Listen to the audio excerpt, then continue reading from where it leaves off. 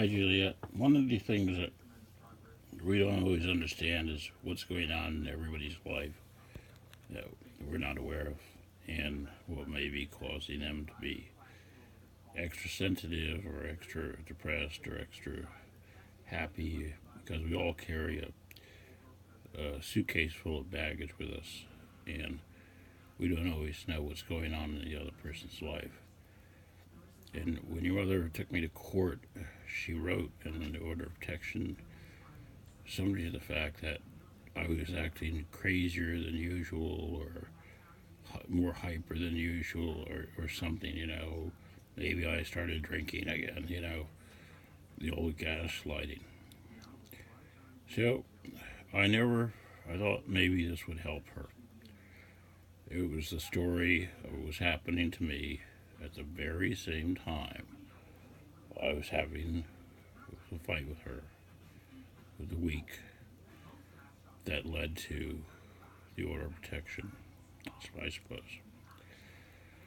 Uh, Here's the story. The day I was leaving for Cleveland with Juliette, a new neighbor had moved in above me. I remember only one exchange with her. She had a big heavy box in the hallway, and I offered to take it up the stairs for her. Keep that in mind. I did so, and she didn't even offer so much as a thank you, and I found her demeanor a bit strange. At that time, my landlord Peter was putting a lock on the front door, which I strenuously objected to. I get a lot of packages and I make my own mail order stuff, and I put my own wireless doorbell in myself, and I didn't want everybody ringing my bell for all three apartments. She moved into the apartment above me, which is far worse of the three in this building, as it is in the new section. It gets very cold up there, and so on. So I remember my former neighbors would never complain, but it was so cold in the winter that they wore winter coats inside. As an aside note, I remember when she eventually moved out, she threw out 9 space heaters. And a new family also moved into the large upstairs apartment, and they were Chinese, and although they seemed friendly, it also seemed like there were a lot of people in there. And this was not lost on our landlord, even though he didn't live here. They had a 15-year-old teenage boy, and the crazy lady upstairs had a 20-year-old son, who I met once and had a nice short talk with. Now, I call her the crazy lady because she always was shouting, cursing so loudly on the phone all the time. I just couldn't understand it, The walls are very thin here. It was incredible. My landlord, as he always would, came to her defense and said, "Oh, she prays with her sister on the phone." And I said, "Well, I wonder who they worship with that language." Anyway, what angered me was that the lock on the front door made no sense. Now, the back door was unlocked, and any teenage kid could step over the backyard fence if they they're criminals and wanted to break in. But it was the demand of the crazy lady that the door always be locked and the front door be locked for safety. This has to be the safest place you could ever live, You can't get arrested in this town,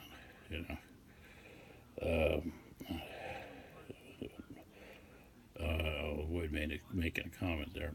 So here we go. One day the bell rings. I run downstairs. It's UPS, and I says, "This is for Lloyd. I take for Lloyd only."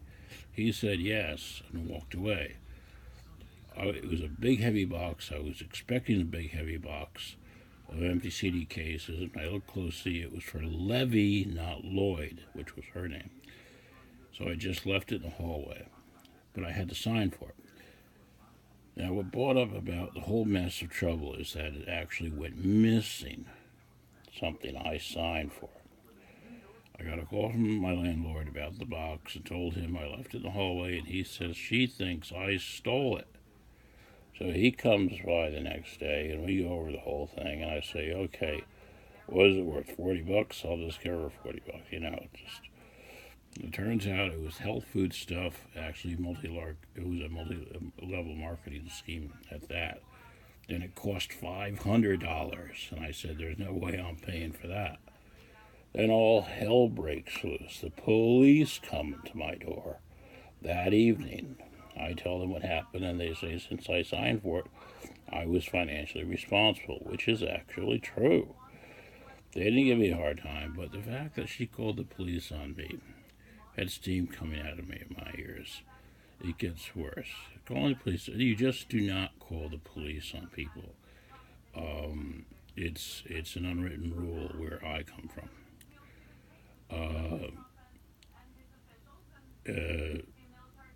It really is.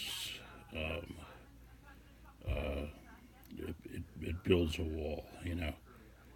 I'll elaborate on that, but it was later that night or the next night. Listen to this carefully. It was later that night or the next night that she knocks on my door demanding I give her box back. I'm screaming at her that I do not have the box, and how dare she call the police on me. And the front door being locked didn't matter, did it? If you're scared, good for you. Well, that was taken as a threat. You know, been there before. And the next night, there comes a knocking on my door, and it's her son. I start telling him about the box. He says, we're not talking about this anymore. We're going to settle this in the street. Yeah, I'm a fucking 59-year-old crippled man. Got a 20-year-old son. The kitchen door of the restaurant's open, so the cook was watching all of this. And I said, no, do it right here. I wanted him to punch me in front of somebody so I could lock his ass up. He didn't, and I started getting in his face, and he just kept backing up the stairs. And I didn't go up the stairs, but he, says I chased him up the stairs, according to the landlord. This was making me crazy to the point my landlord simply didn't seem to believe me for some reason, and that was the worst of it all. Hell, I had been there for 4 years without incident. Being accused of something you didn't do. Gee, how does this tie into my court order? The next few days, my bell was constantly being rung at 5 a.m., 6 a.m., 7 a.m., to where I had to shut it off. And the next few days, my packages seemed to go missing, and one was found ripped open and my CDs smashed. I didn't go to the police, but I knew who did it. It was their son. It's not my style. I got my money back from Amazon, and she got her box replaced as well, for that matter. Or I might have had to pay the $500. Then it kept somebody breaking the lock. And the landlord kept thinking it was me because, I was the one that was complained about the lock. To the point he said he was going to evict me. Then the Chinese family got the boot because they had about 15 people living up there, including the 15-year-old kid. And everything stopped. All the mischief stopped. No more fiddling with the locks, breaking the locks, no more packages being broken, no more packages stolen. It stopped dead in its tracks. Although the upstairs to this day thinks I stole her box. She's to the day, I'm sure she left, she still thought I stole her box. In all my conversations, especially with my ex-students, one of them said, hey man, it was a 15-year-old kid that did it. That's the kind of crap they do. And I thought about that, and I go, you're right, what am I going to do? What possible motive could I have of taking a box of something I didn't even know what was inside of it? I have taken boxes, seen they were for other people, and then put them back before because you don't read the name closely, and our names are spelled closely together. But for God's sakes, I'm not going to. What motive could I possibly have had? Because she had the door was being locked. I don't know, And do you know what happened? It was the week I called Juliette the name that I was accused of calling Juliette a name, We all know it was. So I was trying to teach her a lesson. I said, come on, Juliette, you're smart. You're not stupid. You're not an idiot. But that got turned around into me calling her a name. Whatever. Tired of defending that. Yes, I did. I hope to God that it isn't because of her, that damn box, that I am sitting here right now wondering if I'll ever see my daughter again. You know, stranger things than this have happened in the world. I can't really say that because I'm responsible for my own actions. You've got to take responsibility for your own actions. But if you wonder that I was acting abnormally, here is the backstory to that. It did end there, but it would eventually end. But by that time, I was in court. I just wanted you to know, sometimes there's more than meets the eye. And your mother wrote back, it sounds like a difficult environment in such an easy town. That's where therapy comes in handy. Talk problems over and issues and sorts things out. It doesn't cure people, but it definitely helps.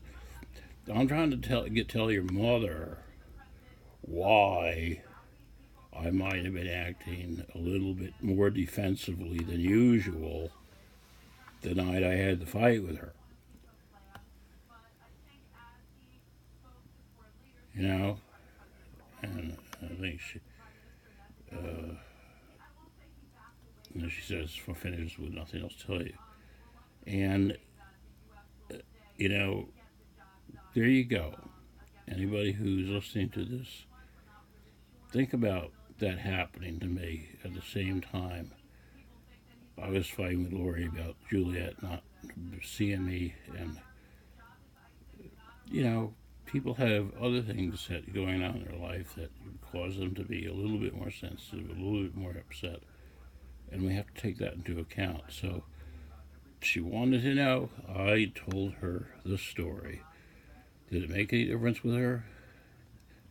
No, because she's a covert narc, and a normal person probably would have. But I'll leave that story there. I love you, honey.